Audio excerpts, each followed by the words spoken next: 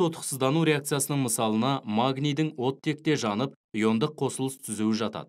Магнийдің электрондық конфигурациясы 1s2, 2s2, 2p6, 3s2.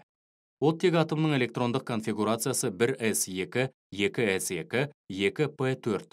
Электр терістілігі төмен магний атомы, электр терістілігі жоғары оттек атомына 2 электронын беруі нәтижесінде магний катионымен оксид анион түзіледі. Магний катиондары оксид аниондармен бірігіп, иондық кристалдық тор түзеді.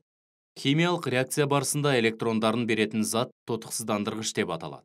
Тотықсыздандырғыш өзі әрекеттесетін затты тотықсыздандырады. Химиялық реакция барысында электрондарды қабылдайтын зат тотықтырғыш деп аталады.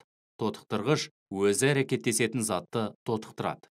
Магний мен оттек арасындағы реакция жағдайында магний тотықсыздандырғыш, ал оттек тотықтырғыш болып табылады.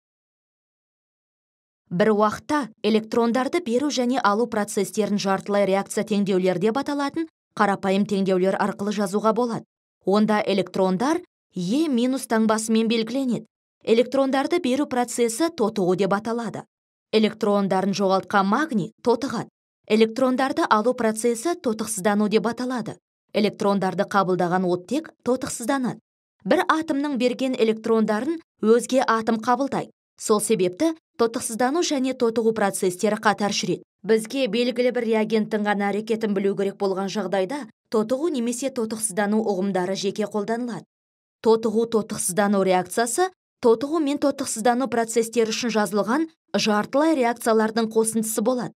Теңдеудің екі жағында да кездесетін электрондарды қысқартып тастауға болады.